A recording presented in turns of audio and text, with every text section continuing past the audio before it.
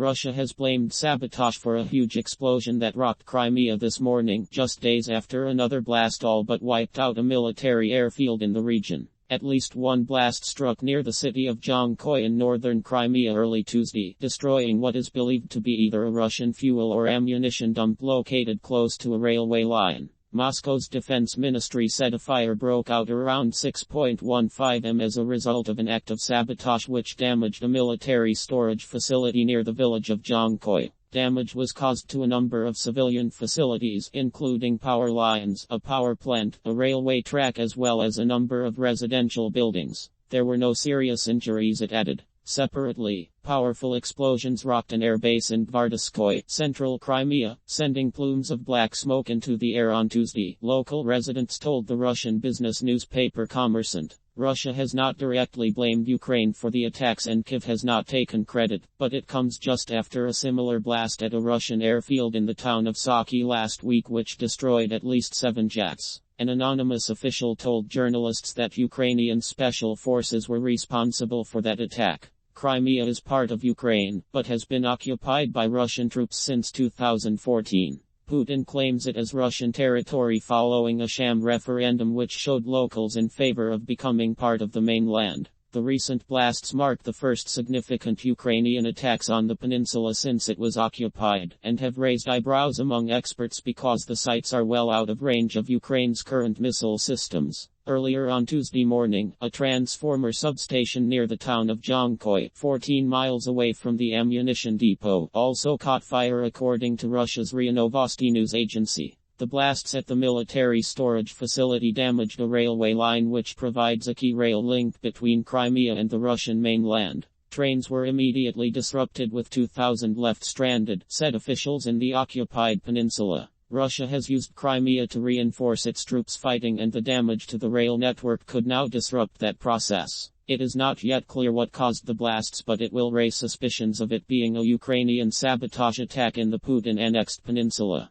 Ukraine has not officially confirmed or denied responsibility for explosions in Crimea, though its officials have openly cheered incidents in territory that, until last week, appeared safe in Moscow's grip beyond range of attack. On Tuesday, Ukrainian presidential advisor Mikhailo Podolyak tweeted cryptically, "A reminder. Crimea, as a normal country, is about the Black Sea, mountains, recreation and tourism, but Crimea occupied by Russians is about warehouse explosions and high risk of death for invaders and thieves. Demilitarization in action." The explosions come just days after a series of devastating blasts destroyed at least 7 Russian warplanes and demolished ammunition storage facilities at the Saki Air Force Base in Crimea. It also comes a day after Ukraine launched a HIMARS strike on a Wagner military base in the occupied city of Popasna after its location was inadvertently revealed by a Russian war propagandist. Russia's defense ministry today said there were no serious casualties after the fire broke out at a temporary storage area of the ammunition depot. Moscow said that the fire had erupted at the depot at around 6:15 am local time, 03:15 GMT, causing ammunition to detonate. Some 2,000 residents were evacuated from the area as footage appeared to show a series of explosions at the ammunition depot, with clouds of black smoke billowing into the air. Russia's RIA news agency said 7 passenger trains had been delayed and that rail traffic on part of the line in northern Crimea had been suspended after the explosions damaged a railway line.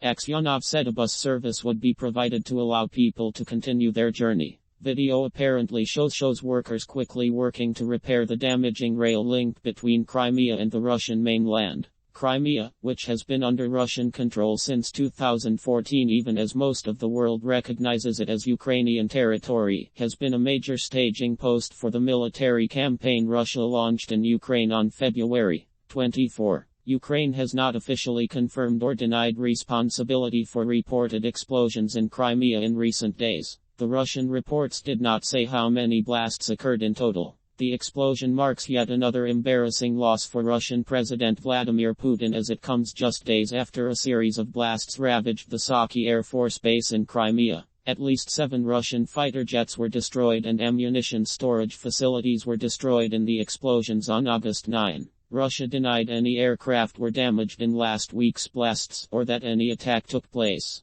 but photos of the Saki base in Crimea published by US-based satellite imaging company Planet Labs PBC clearly showed at least 7 fighter planes had been obliterated in what is widely thought to have been a Ukrainian strike. Meanwhile, an anonymous official told the Washington Post that the attack had been carried out by Ukraine's special forces. The explosions, which killed 1 person and wounded 14, sent tourists fleeing in panic from a nearby beach as plumes of smoke snaked along the coastline. Ukrainian officials stopped short of publicly claiming responsibility for the explosions, but said at least 9 planes had been destroyed and mocked Russia's explanation that a careless smoker might have caused ammunition at the Saki air base to catch fire and blow up. If Ukrainian forces were, in fact, responsible for the blasts, it would be the first known major attack on a Russian military site on the Crimean Peninsula, which the Kremlin annexed from Ukraine in 2014. Russian warplanes have launched untold numbers of strikes on Ukraine's southeastern regions from the Saki air base.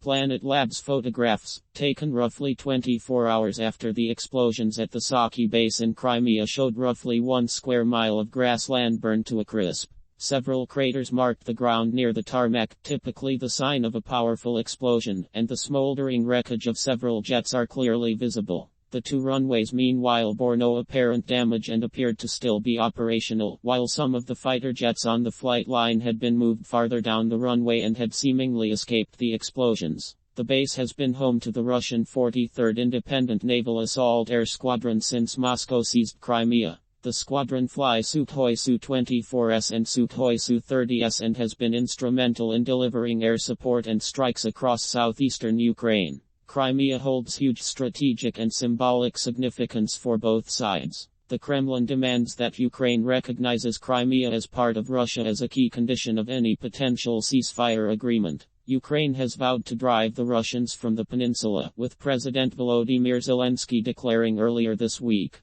"Crimea is Ukrainian, and we will never give it up."